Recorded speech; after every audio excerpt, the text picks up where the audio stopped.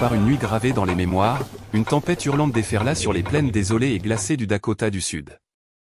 La neige, poussée par une fureur invisible, cinglait de côté, transperçant l'obscurité profonde telle une myriade d'éclats de verre.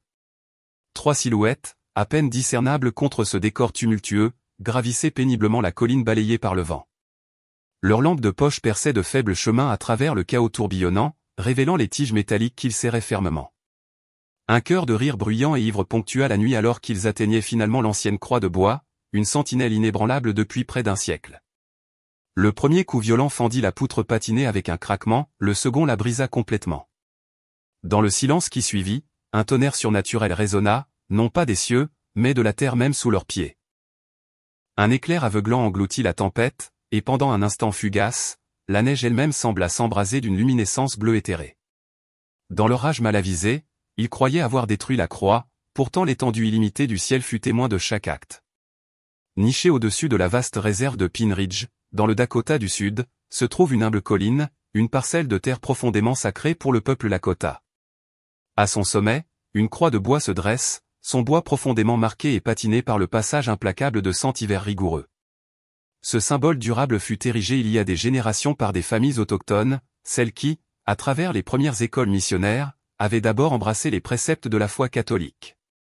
Elle ne vante aucune opulence d'or ou de marbre poli, mais la simple honnêteté du pain et le pouvoir profond d'innombrables prières. Pendant des décennies, des pèlerins se rendirent sur cette pente vénérée, leurs mains levant des bougies pour honorer leurs proches disparus, soldats tombés loin de chez eux, des enfants perdus trop tôt, des anciens emportés par le froid impitoyable. Ils l'ont affectueusement nommée la colline de la miséricorde. Cependant, au fil des années, la flamme vibrante de la foi commença à faiblir. La congrégation de l'église locale diminua, et la croix, autrefois ornée de fleurs fraîches et de rubans colorés, s'estompait lentement dans l'ombre de la mémoire collective. Elle demeura largement oubliée jusqu'à quelques mois auparavant, lorsqu'une controverse latente éclata.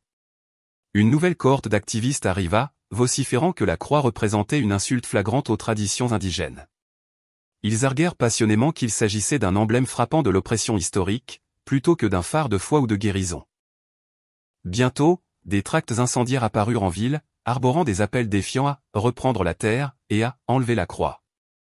Le père Michael Orr, le vénérable prêtre qui avait dévoué 4 décennies de sa vie au service de la communauté de Pine Ridge, s'efforça de les engager dans un discours calme. « Cette terre est sainte », expliqua-t-il doucement, sa voix empreinte d'une sagesse tranquille, non pas à cause des mains qui l'ont construite, mais à cause de chaque prière sincère jamais murmurée ici. Malgré ces efforts sincères, la tension sous-jacente s'intensifia inexorablement. Une nuit, la sainteté de l'église fut violée par des pierres lancées à travers ses fenêtres. Une semaine plus tard, un message glaçant, « Laissez-la tomber », fut grossièrement sculpté dans sa lourde porte. Et puis, la tempête arriva. Les avertissements météorologiques annonçaient le blizzard le plus sévère à frapper la région en une décennie. Les familles prudentes barricadèrent leurs maisons, les foyers allumés, tandis que les routes devenaient impraticables. Pourtant, sur cette colline isolée, alors que les premiers flocons de neige commençaient leur descente latérale, 3 ombres menaçantes s'agitèrent dans l'obscurité grandissante. Ils avancèrent, leur colère latente, un feu tangible et dévorant, inconscients que chacun de leurs pas délibérés était sous surveillance. Non pas par le prêtre vigilant, ni par la communauté attentive, mais par le regard omniscient du ciel lui-même. Le vent cette nuit-là transcenda le simple temps, c'était une force primale, hurlant à travers les canyons désolés et balayant les vastes plaines vides, faisant vibrer chaque poteau de clôture et pliant les vieux pins robustes à sa volonté. À minuit, la réserve fut plongée dans l'obscurité alors que les lignes électriques tombaient en panne sur la moitié de son étendue. Toujours est-il que sur la colline solitaire, 3 silhouettes continuaient leur progression, leur ascension ardue et déterminée. Leur souffle s'échappait en panache dans l'air glacial, se vaporisant instantanément, tandis que les faisceaux de leurs lampes de poche dansaient de manière erratique à travers le vortex aveuglant de la tempête. L'un des hommes, Derek Tolfeder, un homme du pays connu de beaucoup, beugla au-dessus de la cacophonie de la tempête, « Ce monument symbolise tout ce qu'ils nous ont imposé. Ce soir, nous y mettons fin. » Ils atteignirent finalement la croix, sa moitié inférieure déjà engloutie par la neige accumulée. Elle se tenait légèrement penchée, drapée de rubans fanés et de chapelets oubliés. Avec un cri sauvage, un homme abattit un pied de biche, et le bois ancien répondit par un craquement sec, étonnamment semblable à un coup de feu. Un autre poussa avec une force brute, et la poutre principale se brisa net en deux. La croix, autrefois une fière sentinelle, s'effondra avec un bruit sourd et lourd dans la neige immaculée. Pendant un instant suspendu, le seul son fut leur propre respiration haletante. Puis, inexplicablement, le vent hurlant cessa son cri lugubre. L'air devint lourd, profondément silencieux et étrangement chaud. Même la neige incessante sembla se figer en l'air, suspendue dans un tableau étrange. Puis, l'éclair. Un éclair aveuglant frappa quelque part dans les environs immédiats, mais il était totalement dépourvu de son. Au lieu de cela, une lumière puissante, bleu-blanc et aveuglante éclata, illuminant toute la colline avec l'intensité du grand jour. Derek recula, trébuchant en arrière, protégeant instinctivement ses yeux. Le plus jeune du trio s'effondra à genoux, sa voix un murmure à peine audible contre le nouveau silence, « Il y a quelqu'un là. » « Tu la vois ?» À travers l'éblouissement accablant, une forme faible et lumineuse commença à prendre forme une femme, semblant tissée de pure lumière, ses bras étendus dans un geste d'étreinte, son visage serein, ses yeux doucement clos comme en profonde prière. Puis, aussi brusquement qu'elle était apparue, la lumière céleste disparut. Le vent rugit à nouveau, une tempête renouvelée encore plus féroce qu'auparavant, projetant de la neige cinglante et de la poussière sur leurs visages. Paniqués, ils s'enfuirent, trébuchant et glissant sur la pente dangereuse, leurs cris s'appelant les uns les autres engloutis par la tempête, jusqu'à ce qu'ils s'effondrent finalement au pied de la colline. Quand ils osèrent regarder en arrière, un spectacle impossible les accueillit. La croix qu'ils avaient si défiante brisée se tenait maintenant de nouveau droite, parfaitement intacte, absolument intouchée par leur violence. Une douce lueur bleue et surnaturelle pulsait faiblement autour d'elle, comme la douce exhalation d'un souffle dans l'obscurité glaciale et oppressante. Avec l'arrivée du matin, la tempête finit par se calmer. Le paysage était drapé d'une couverture de neige lisse et immaculée, non perturbée, sauf par une seule série d'empreintes de pas montant directement vers la croix, pour s'arrêter brusquement à sa base. À l'aube, la tempête avait disparu aussi complètement que si elle n'avait jamais ravagé la terre. Le ciel au-dessus de Pine Ridge se transforma en un délicat bleu argenté, une teinte que l'on ne voit qu'après un blizzard purificateur, lorsque l'air semble incroyablement propre, silencieux et parfaitement impeccable. Des habitations en contrebas, de minces volutes de fumée montaient des cheminées, peignant un tableau d'un monde momentanément figé dans une paix profonde et tranquille. Cependant, alors que les premières familles s'aventuraient dans le matin immaculé, un spectacle singulier attira leur attention. La colline dominant derrière l'église de la réserve, celle-là même qui portait la croix de bois, émettait une luminescence. Ce n'était pas une lumière éblouissante ou aveuglante, mais plutôt un faible chatoiement bleu persistant qui contrastait subtilement avec la neige d'un blanc éclatant. Et à l'épicentre de cette douce radiance, la croix se tenait parfaitement droite, absolument sans défaut, dépourvue même de la moindre marque ou fissure. En moins d'une heure, une procession régulière de personnes commença leur ascension de la colline. Des mères enveloppées dans d'épaisses couvertures, des anciens emmitouflés dans de lourds manteaux, même des enfants, réveillés de leur sommeil, encore vêtus de leurs pyjamas, ils se déplaçaient avec un respect silencieux, comme des pèlerins attirés par une force invisible. Parmi eux se trouvait l'officier Rétalir, le policier tribal familier qui avait souvent répondu à des rapports de vandalisme dans la région. Il captura méticuleusement des dizaines de photographies avec son téléphone. Pourtant, en examinant l'écran, chaque image présentait le même spectacle étonnant, un cercle distinct de lumière bleue, incontestablement en forme de cœur, encerclant la croix restaurée. Aucune empreinte, murmura-t-il à lui-même, sa voix teintée d'incrédulité, pas même de traces d'animaux. Lorsque le père Michaelor arriva finalement, il dut cligner des yeux à plusieurs reprises, luttant pour concilier ce que ses yeux voyaient avec ce que son esprit comprenait.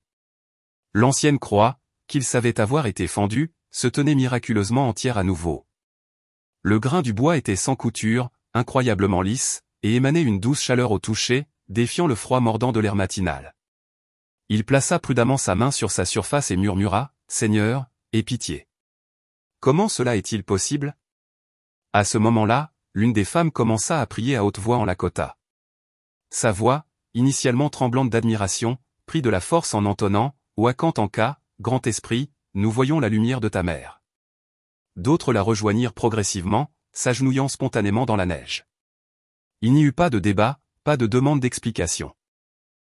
Ils prièrent simplement, comme si toute la réserve avait, en ce matin profond, rappelé collectivement une vérité ancienne et oubliée. Plus tard ce soir-là, alors que la chaîne d'information locale rejouait les images filmées sur les lieux, les téléspectateurs firent une découverte surprenante que personne n'avait initialement perçue. Dans une image particulière, pendant une fraction de seconde imperceptible, une forme distincte planait éthérée à côté de la croix, une femme, vêtue de bleu, ses mains doucement levées dans un geste de bénédiction. L'animatrice de nouvelles conclut le segment avec une solennité tranquille, sa voix visiblement tremblante, trahissant l'impact de l'événement.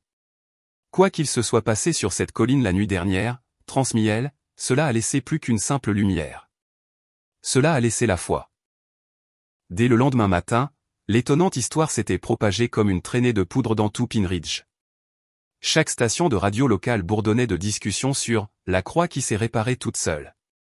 Certains sceptiques la rejetèrent comme une supercherie élaborée, tandis que d'autres conjecturèrent qu'il s'agissait d'un phénomène de foudre étrange. Cependant, ceux qui avaient été témoins du miracle de leurs propres yeux se retrouvèrent totalement privés de mots. L'officier Rétalir, toujours dans son blouson d'hiver, se tenait devant une phalange de journalistes, ses yeux visiblement rougis par une nuit sans sommeil. « J'ai été témoin de centaines de choses ici », déclara-t-il doucement, sa voix lourde de sincérité, des bagarres, des incendies, des tempêtes. Mais rien, absolument rien de tel. Ils l'ont brisé net en deux. J'ai vu les marques. Et maintenant, c'est comme si elles n'avaient jamais été touchées. Il présenta les photographies qu'il avait capturées.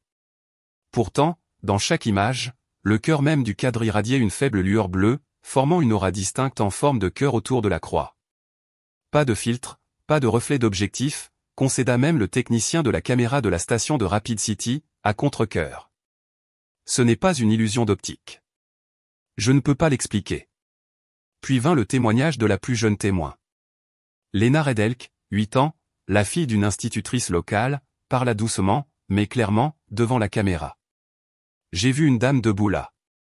Elle avait une lumière bleue tout autour d'elle, comme de l'eau du ciel. Elle a regardé les morceaux cassés, et puis la croix a été réparée. Le journaliste insista pour plus de détails, mais la fille ajouta simplement, elle a souri comme si elle n'était pas en colère, comme si elle était triste, mais gentille. Cette observation poignante, triste, mais gentille, résonna profondément dans toute la réserve, suggérant que le ciel lui-même ressentait une profonde tristesse pour la transgression commise, mais choisissait encore d'étendre sa miséricorde illimitée. Plus tard ce même jour, le père Michael remonta la colline une fois de plus, accompagné de Lena et de sa mère. La neige tassée craquait dur et silencieusement sous leurs bottes. En atteignant la croix, Lena déposa délicatement une seule plume blanche à sa base. Le père Michael, sa voix un doux murmure, demanda, « Mon enfant, qui penses-tu qu'elle était ?» La fille marqua une pause, contemplant le vaste horizon où les plaines s'étendaient à l'infini, baignées dans les teintes dorées du soleil couchant. Puis, elle répondit, « Grand-mère dit que le grand esprit a aussi une mère. » Un frisson, sans rapport avec le froid mordant, parcourut le prêtre, car au plus profond de son cœur, il sentit que la sagesse intuitive de l'enfant pourrait détenir une vérité profonde. Dès le 3e jour, l'extraordinaire récit avait atteint les bureaux diocésains de Rapid City. Le père Michael reçut une directive de la chancellerie, recueillez des déclarations de témoins complètes, photographiez chaque détail, et s'il vous plaît, abstenez-vous de le qualifier de miracle pour l'instant. Il comprenait le rythme délibéré et méticuleux de l'Église dans de telles affaires. Pourtant, pour la communauté dévote de Pine Ridge, cet événement était déjà bien plus qu'une simple histoire, c'était une source d'espoir naissante. Cependant, ce nouvel espoir ne fut pas universellement embrassé. Certains leaders tribaux exprimèrent un malaise et une appréhension. Ils s'inquiétaient de l'afflux soudain d'attention, de l'arrivée d'étrangers, de la présence omniprésente des caméras, et des étrangers qui venaient allumer des bougies sur ce qui était une terre sacrée Lakota. Un ancien lança un avertissement puissant, « Notre terre a été témoin de trop nombreux qui arrivent au nom de Dieu et oublient ensuite qui nous sommes vraiment. » La tension, déjà palpable, s'intensifia. Des journalistes de Sioux Falls et de Denver descendirent sur la réserve, filmant méticuleusement chaque prière, chaque larme versée. Un animateur de talk-show cynique sur une émission nationale tourna l'événement en dérision comme « des superstitions indigènes rencontrant la culpabilité catholique ». Même le père Michael, habituellement inébranlable, commença à sentir le poids oppressant du doute pesant sur sa poitrine. Ce soir-là, il chercha la solitude dans les confins tranquilles de l'église, la douce lueur de la lumière de la neige filtrant à travers les vitraux. Il parla doucement, son regard fixé sur le crucifix au-dessus de l'autel. « Seigneur, si cela vient vraiment de toi, si c'est bien l'œuvre sacrée de ta mère, alors aide-moi à comprendre. Guide-moi, afin que je puisse guider ton peuple avec justesse. » Le léger grincement de la porte derrière lui annonça l'entrée de l'officier Talir, chapeau à la main avec respect. « Père, commença-t-il, sa voix sincère, je sais ce que j'ai vu. Peu importe ce qu'il diffuse aux nouvelles, mais vous devez absolument voir ceci. » Il tendit une petite écharpe de bois, qu'il avait récupérée de la colline le matin après le blizzard. Ses bords étaient visiblement carbonisés, mais elle était étonnamment froide au toucher. Mais alors que le père Michael la tenait, une chaleur inexplicable commença à émaner à travers sa paume, non pas la chaleur féroce du feu, mais la chaleur douce et vibrante de la vie elle-même. Plus tard cette nuit-là, il confia dans son journal, écrivant « C'est comme si le bois se souvenait d'un feu qui n'a jamais existé. » Lorsque les enquêteurs diocésains officiels arrivèrent finalement, ils recueillirent méticuleusement des échantillons de la croix, de la neige environnante et du sol. Chaque échantillon subit des tests rigoureux, donnant des résultats entièrement normaux. Aucun produit chimique anormal, aucun fil clandestin ne fut détecté. Et pourtant, le lendemain matin, lorsque les scientifiques revinrent pour recueillir des données supplémentaires, ils découvrirent quelque chose d'entièrement nouveau. 4 mots avaient été subtilement sculptés dans le bois, gravés par aucune main humaine discernable qu'ils connaissaient. En latin, ils disaient « Mater Misericordiae, Mère de miséricorde ». C'était le 25 février, la vénérable fête du cœur immaculé de Marie. Toute la réserve s'était rassemblée pour une soirée de prière collective. Le ciel était lourd de nuages menaçants, et l'air portait une fois de plus l'odeur nette de la neige imminente. À l'intérieur de l'église de la mission Notre-Dame de la Prairie, des rangées de bougies vacillantes éclairaient l'autel. Les bancs étaient remplis à pleine capacité d'anciens enveloppés dans des couvertures confortables, des mères berçant leurs enfants, même des hommes qui n'avaient pas mis les pieds dans une église depuis des décennies. Ils vinrent, non pas à la recherche de preuves irréfutables, mais dans un ardent désir de paix. Le père Michael leur commença le rosaire en anglais. À mi-chemin de la deuxième dizaine, une femme âgée commença à chanter en lakota, un chant doux et tremblant qui s'élevait et résonnait à travers les hautes poutres. D'autres la rejoignirent progressivement, leurs voix s'entremêlant, l'anglais et le lakota se mêlant harmonieusement, comme le doux bruissement du vent dans les hautes herbes. Puis, les lumières de l'église vacillèrent de manière erratique. L'air devint perceptiblement plus chaud, épais d'une présence invisible. Quelqu'un murmura, à peine audible, « Ça recommence ». À ce moment précis, l'électricité fut coupée complètement, plongeant toute l'église dans une obscurité profonde. Pendant un seul battement de cœur suspendu, personne ne bougea. Puis, directement au-dessus de l'autel, une faible lueur bleue se matérialisa, non pas des bougies, ni du clair de lune lointain. Elle pulsait doucement, rappelant une respiration vivante. Et dans cette luminescence éthérée, une forme distincte commença à prendre forme, une femme, vêtue de lumière radieuse, son manteau apparaissant aussi doux et translucide que la brume, ses mains doucement ouvertes dans un geste de profonde bénédiction. Son visage était l'incarnation d'une sérénité tranquille, et des larmes scintillaient délicatement sur ses joues. Chaque voix à l'intérieur de l'église se tut complètement. Même le vent, qui avait été agité dehors, cessa sa lamentation. Et puis, ils l'entendirent, non pas par leurs oreilles physiques, mais comme une résonance profonde au fond de leur poitrine, « N'ayez pas peur. Mon fils se souvient de vous. » Des mères, submergées par l'émotion, commencèrent à pleurer ouvertement. Quelques paroissiens tombèrent respectueusement à genoux dans la neige. Un homme, un ancien soldat marqué par les traumatismes de la guerre, murmura, sa voix étranglée par l'émotion, « J'ai ressenti la paix pour la première fois depuis la guerre. » Pendant près de 2 minutes, la lumière bleue omniprésente imprégna toute l'église, baignant les murs, les visages des fidèles, et même la croix en bois placée devant l'autel. Puis, aussi doucement et mystérieusement qu'elle était arrivée, la lumière commença à se retirer, s'estompant complètement. Les bougies, intouchées par la main humaine, se rallumèrent, une par une. Le père Michael se tenait là, tremblant d'admiration. Il fit le signe de la croix et murmura, « Sainte Mère, vous êtes venue aux gens qui avaient le plus besoin de vous. » Dehors, la tempête avait finalement cédé. La nuit était calme, et la neige, pour la première fois depuis ce qui semblait des mois, commença à tomber doucement, sereinement, comme une douce bénédiction sur la terre. Le matin après la profonde apparition, Pine s'éveilla dans un silence si profond qu'il semblait sacré. Aucun vent ne soufflait, aucune tempête ne faisait rage, aucun bruit ordinaire ne rompit le silence, seul le son doux et persistant de la neige qui fondait des toits pouvait être entendu. La nouvelle de l'événement se propagea avec une vitesse imparable. Quelqu'un avait téléchargé une vidéo tremblante de téléphone portable filmée à l'intérieur de l'église, révélant la mystérieuse lumière bleue, les halètements audibles de la congrégation et leurs larmes d'admiration. En seulement 24 heures, la vidéo avait recueilli plus d'un demi-million de vues. Pourtant, bien au-delà des clics éphémères et des titres sensationnels d'Internet, quelque chose de beaucoup plus substantiel et réel commença à se dérouler au sein de la communauté. Le premier à expérimenter ce changement plus profond fut Jonah Whitelk, un vétéran revenu d'Afghanistan portant un fardeau de cauchemar plus lourd que des médailles. Pendant 6 années angoissantes, il n'avait pas connu le réconfort d'une nuit de sommeil complète. Ce matin-là, il s'assit au pied de la colline, son regard fixé sur la croix, et offrit une prière unique et sincère, « Si tu es réel, enlève la guerre de moi. » Cette nuit-là, il connut un sommeil paisible et ininterrompu pour la première fois depuis son retour. Sa femme le découvrit souriant doucement dans son sommeil.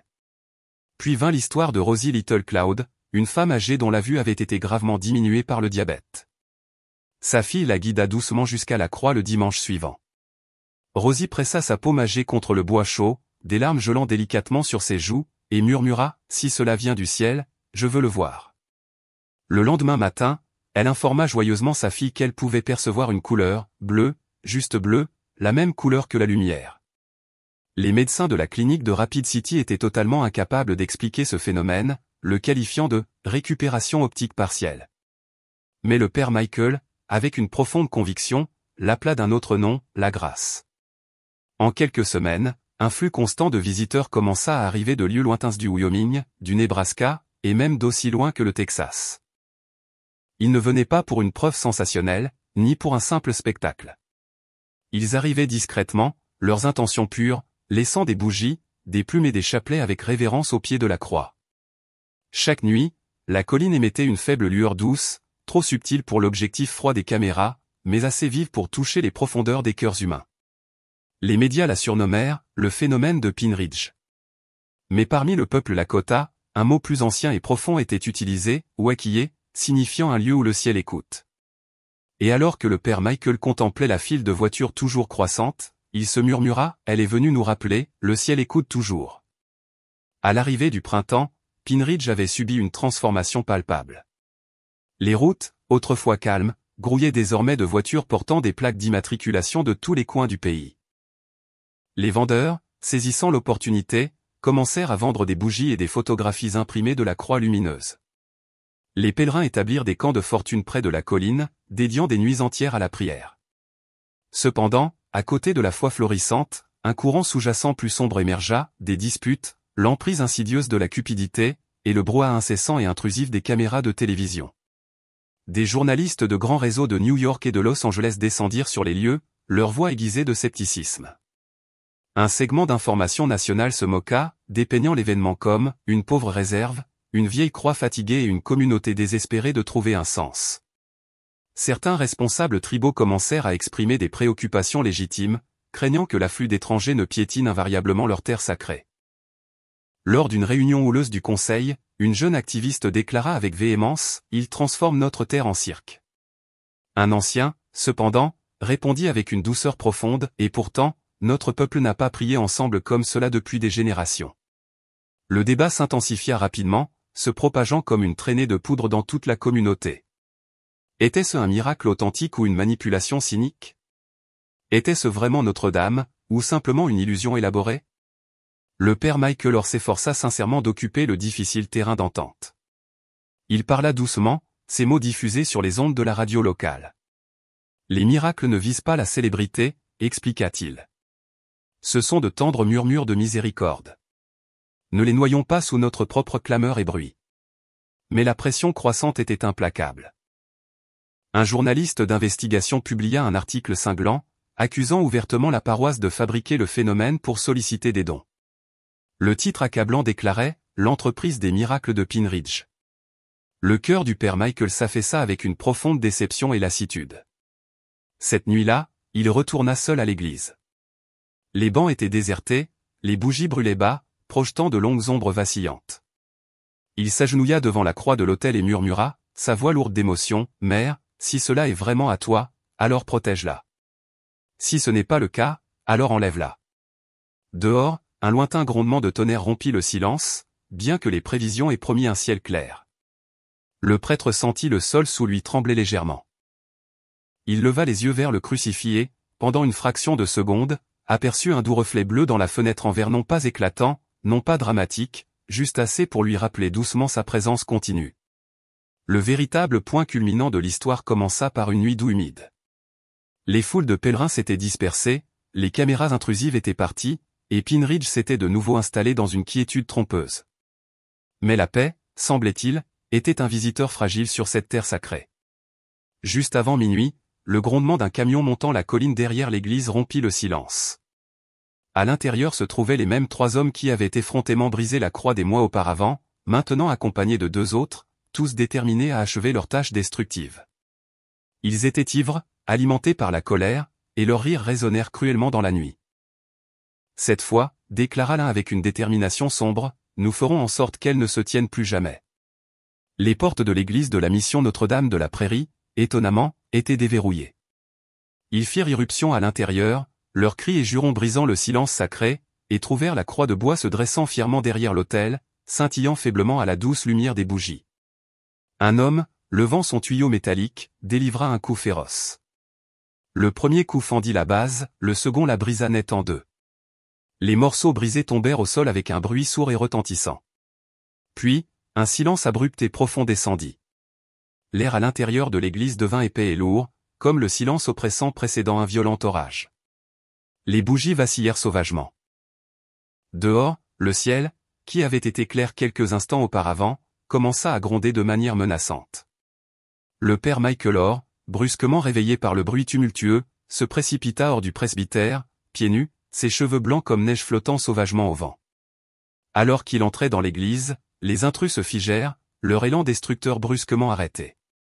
Un éclair bleu saphir brillant non blanc frappait à travers les fenêtres, et pendant une fraction de seconde, chaque ombre à l'intérieur de l'église disparut.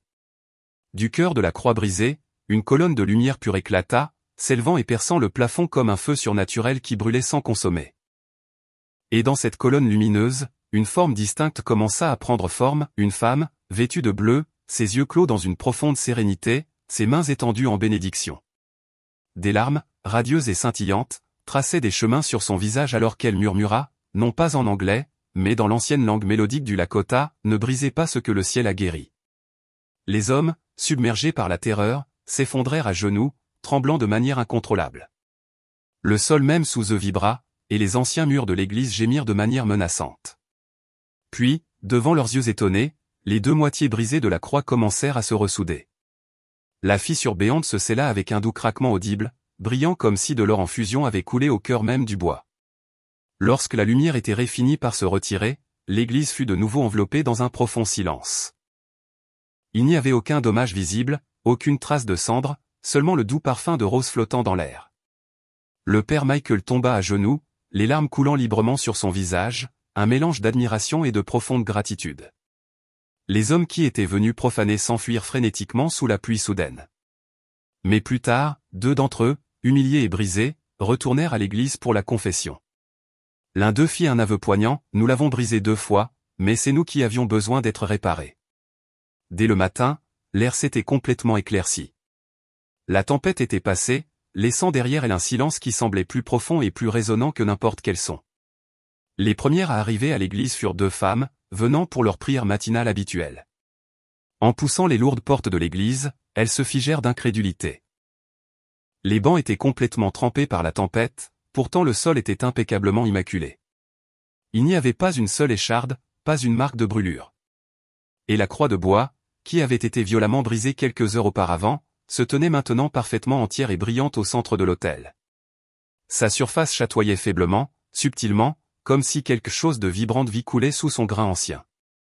Elles crièrent pour le père Michael. Il se précipita, toujours vêtu de sa robe de nuit, et tomba immédiatement à genoux devant la croix miraculeusement restaurée. Il pouvait sentir une chaleur profonde rayonnant du bois, non pas la chaleur intense du feu, mais la chaleur douce et vitale de la vie elle-même. Une délicate ligne de lumière, aussi fine qu'un fil, traversait précisément le centre de la croix, juste là où elle avait été violemment fendue. Elle ressemblait à une cicatrice, incroyablement, miraculeusement façonnée en or pur. Peu après, l'officier Rétalir arriva, son appareil photo prêt.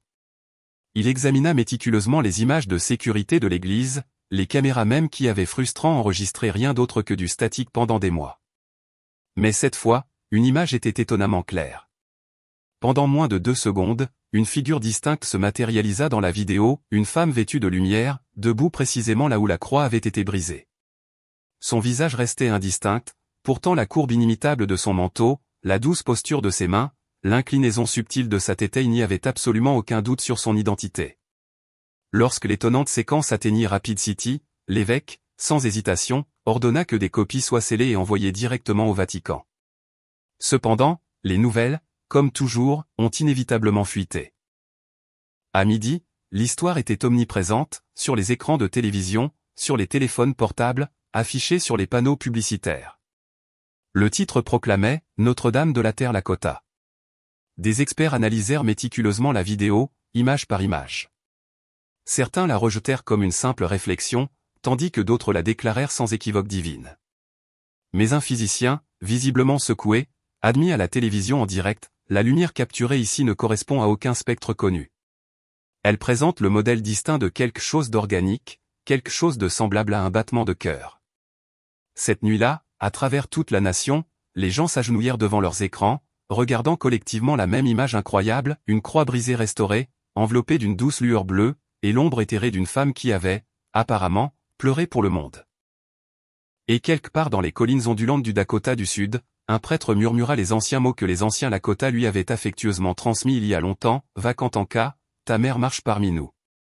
Pendant une semaine entière, l'histoire de la croix miraculeusement restaurée fit la une de tous les titres en Amérique. Des millions contemplèrent l'image lumineuse, hypnotisés.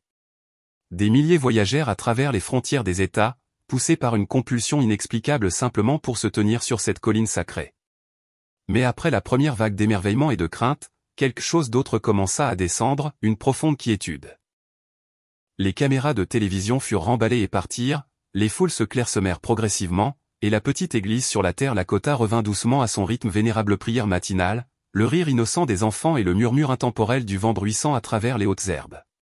Le père Michael Orr comprit avec une profonde certitude spirituelle que c'était l'essence même de la façon dont les vrais miracles se terminent, non pas par des applaudissements retentissants ou une célébration bruyante, mais par une paix tranquille et durable. Il expédia méticuleusement des rapports complets au diocèse de Rapid City et au Vatican, incluant méticuleusement toutes les déclarations de témoins et photographies. Des mois plus tard, une lettre scellée arriva de Rome. Le message soigneusement formulé disait « L'intervention surnaturelle ne peut être exclue.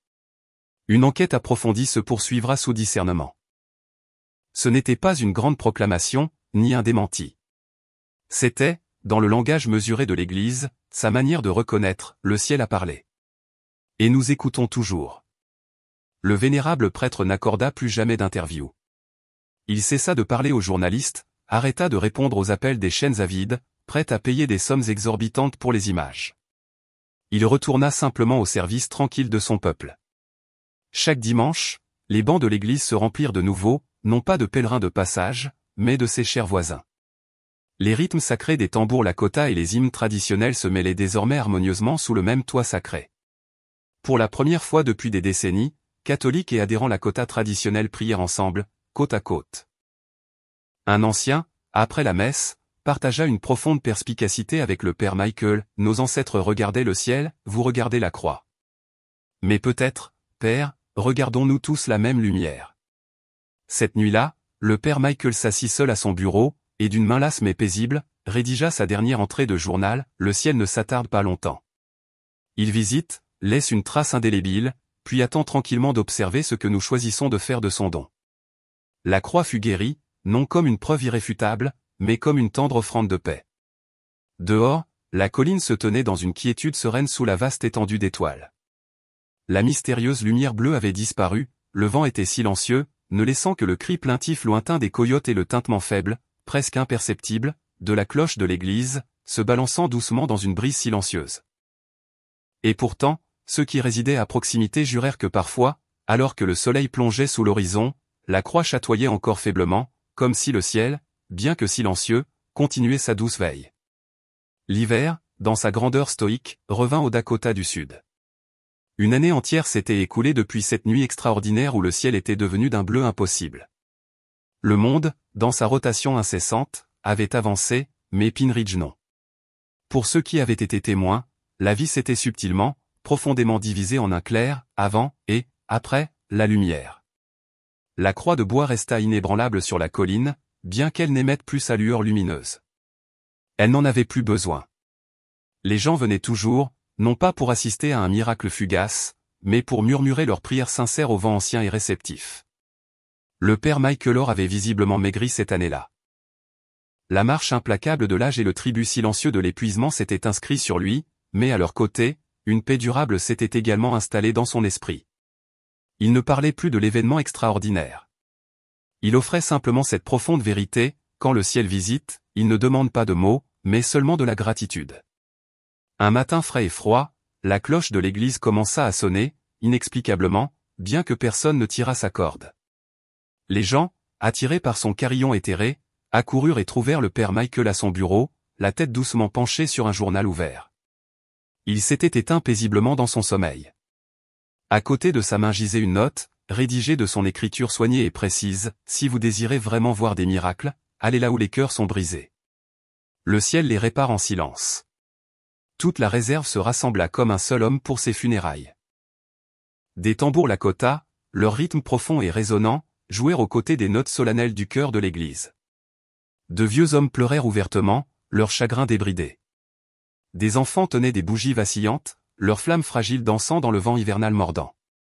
Après l'inhumation, la communauté transporta collectivement la croix de l'église et la replaça avec révérence sur la colline où elle s'était dressée pour la première fois, le site même où elle avait été brisée puis miraculeusement guérie. La neige commença à tomber doucement, couvrant doucement la terre comme une bénédiction. Parmi la foule en deuil se tenait Lena Redelk, la petite fille qui avait la première perçu la Dame Céleste. Maintenant plus grande, elle se tenait à côté de sa mère, son regard fixé sur la croix. Pendant un seul instant lumineux, la lumière du soleil perça les lourds nuages, et le bois ancien chatoyait faiblement de bleu. Lena sourit doucement et murmura: elle est toujours là. Et pour ceux qui étaient assez proches pour l'entendre, cela semblait indéniablement vrai. Car la foi n'avait jamais vraiment abandonné cette terre. Elle avait simplement attendu la lumière, attendu la miséricorde, attendu des cœurs à nouveau prêts à croire. Ils avaient cherché à détruire la croix, mais le ciel, dans sa grâce infinie, avait restauré plus que du simple bois. Il avait restauré des âmes. Si cette histoire profonde a touché votre cœur aussi profondément qu'elle a touché le leur, veuillez envisager d'aimer cette publication, de partager votre prière ci-dessous et de vous abonner à Touched by Grace, car parfois, même maintenant, le ciel marche encore parmi nous.